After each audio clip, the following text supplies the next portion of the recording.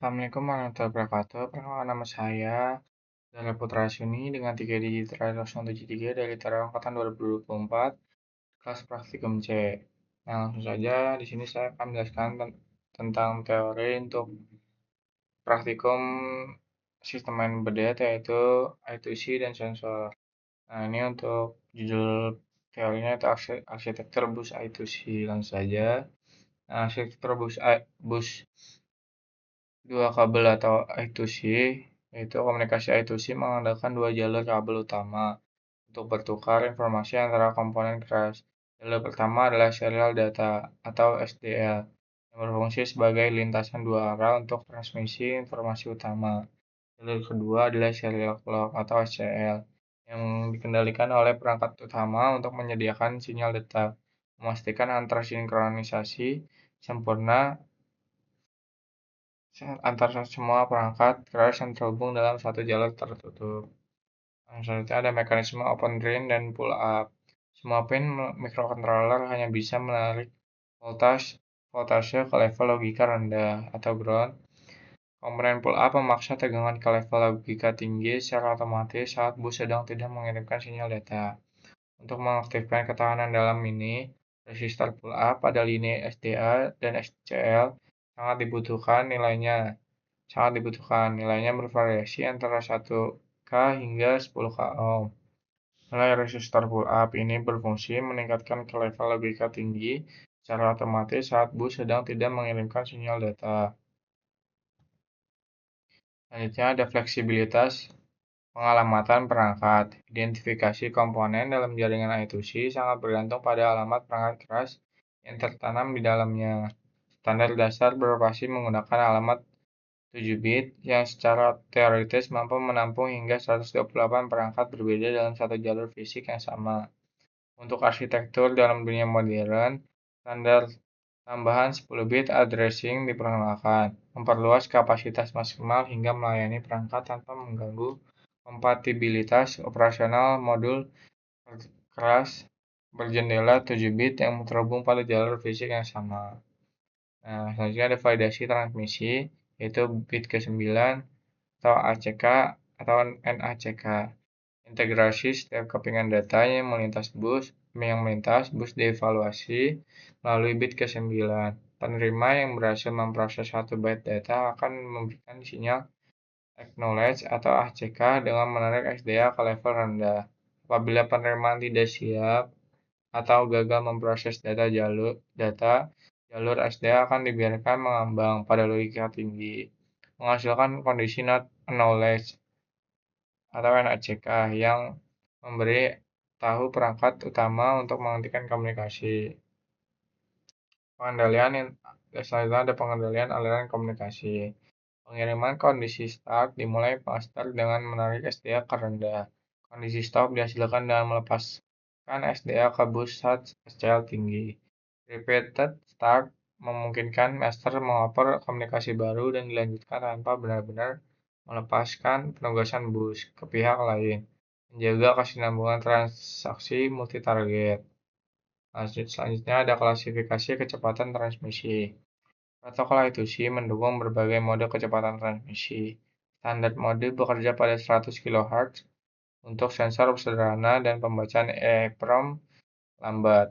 Fast mode mencapai 400 kHz untuk komunikasi layar OLED dan sensor gerak IMU, serta ADC dan door lock. Fast mode plus mencapai 1 MHz untuk transfer data tingkat menengah dan manajemen daya prosesor. High mode mampu mencapai 3,4 MHz untuk transmisi audio digital kompleks, memori berkecepatan tinggi, maupun perangkat komputasi kritis lainnya. Selanjutnya ada dinamika clock stretching. Fenomena clock stretching berfungsi sebagai sistem pengendali darurat dan sinkronisasi dalam jaringan I2C. Perangkat bawahan yang membutuhkan waktu ekstra untuk memproses data atau menyelesaikan konversi analog akan memperpanjang durasi siklus rendah SCL. Tindakan ini memaksa master untuk menunda transmisi sementara. Komunikasi baru dan dilanjutkan dapat kembali dilakukan oleh perangkat bawahan setelah jalur SCL kembali ke kondisi tinggi. Selanjutnya ada arsitektur ekosistem STM32. Pendekatan pemrograman STM32 dibangun di atas pustaka hardware abstraction layer atau HAL yang menstandarisasi ketergantungan tingkat tinggi modul. Efisiensi sistem diangkat ke tingkat tertinggi melalui modul Direct Memory Access atau DMA yang berfungsi mentransfer data kecepatan secara otomatis dan bersih dari bus I2C ke memori tanpa campur tangan proses utama. Kesalahan proses penanganan secara otomatis ini juga didukung dan dibangkitkan oleh internal ATC prosesor bawaan STM32. Membutuhkan unit pemrosesan utama untuk menjalankan algoritma lain tanpa terhambat hambatan input dan output. Mekanisme pemulihan kesalahan. Kondisi fatal di mana bus I2C terkunci akibat kegagalan perangkat bawaan melepaskan jalur SDA memerlukan prosedur intervensi perangkat keras tingkat rendah. Perangkat bawahan yang paling sering menjadi pelaku adalah yang sedang mengirimkan nilai 0 pada byte yang terpotong tiba-tiba pada siklus SCL. Langkah penyelesaian ini adalah mengeluarkan sejumlah pulsa detak buatan berurutan pada pin SCL. Kemudian dilanjutkan dengan proses mereset ulang secara lengkap dengan kondisi stop. Kemudian diakhiri dengan proses inisialisasi ulang lengkap semua modul I2C untuk memberikan seluruh status kesalahan memori internal. Selanjutnya ada multi-master dan resolusi masalah, yaitu kehadiran antara ISP32 dan STM32 sebagai multi-master sering menghadirkan tantangan arbitrasi bus. Sistem arbitrasi bawaan I2C secara otomatis akan memberi akses ke perangkat yang lebih dulu mengambil kendali bus sementara. Perangkat yang kalah terpaksa menunggu giliran. Untuk integrasi sistem embedded, penambahan microcontroller menurut peraturan ini membutuhkan nilai-nilai tambahan pengawasan voltase jalur untuk mendeteksi sinyal tidak valid pada kedua arah dan memastikan resistor pull up dan panjang kabel yang sesuai serta tidak merusak struktur data. Kesimpulannya, protokol I2C mengandalkan dua jalur kabel SDA dan SCL dengan mekanisme open drain dan resistor pull up untuk menghubungkan banyak perangkat secara efisien. Sistem pengamatan 7 bit atau 10 bit memungkinkan identifikasi tepat antar perangkat, sementara bit ACK atau NACK menjamin validasi setiap transmisi data. Kondisi start, stop, dan repeat start mengendalikan aliran komunikasi dan didukung clock stretching untuk sinkronisasi perangkat lambat. Pada ESP32, fleksibilitas biometris mempermudah implementasi. Sedangkan pada STM32, model DMA dan HAL meningkatkan efisiensi.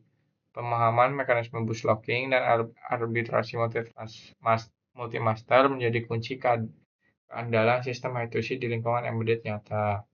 Nah, untuk teorinya seperti itu saja. Langsung saja kita ke penjelasan tentang program I2C dan sensor dan juga pada saat praktikum.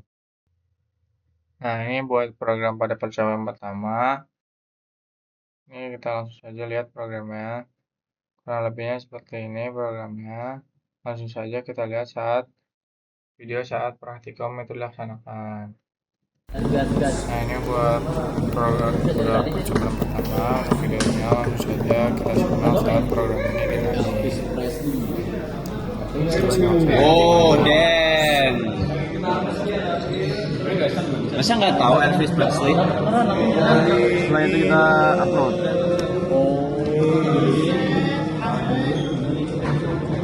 Coba ya.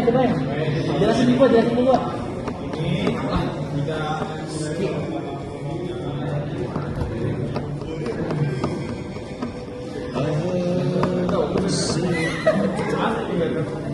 Dan kita cek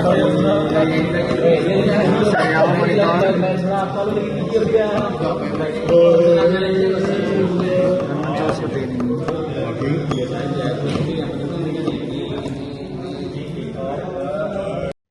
Nah, ini untuk program pada percobaan kedua pada praktikum I2C. Ini buat programnya. Nah, kalau lebih seperti itu langsung saja ketika program itu di running. Nah, ini ketika program di running, kita langsung saja simak videonya. Langsung saja kita simak videonya.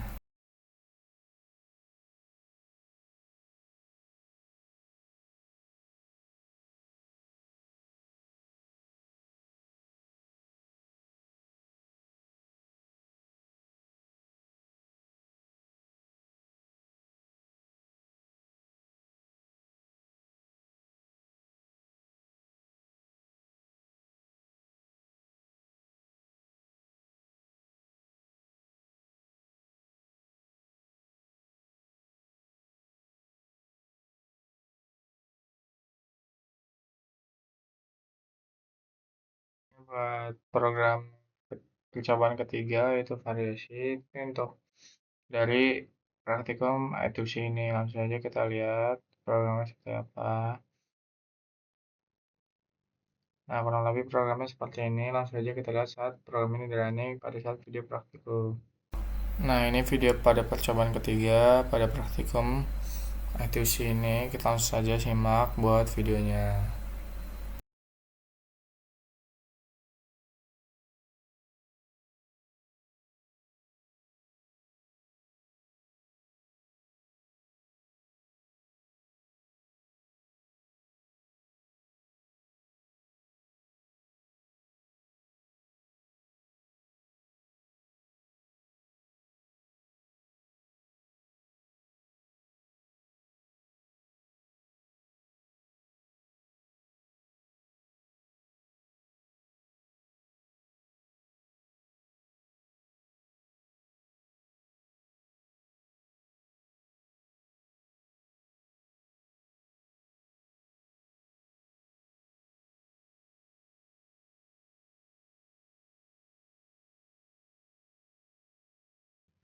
Seperti itu, kurang lebihnya mohon maaf. Sekian dari saya. Wassalamualaikum warahmatullahi wabarakatuh.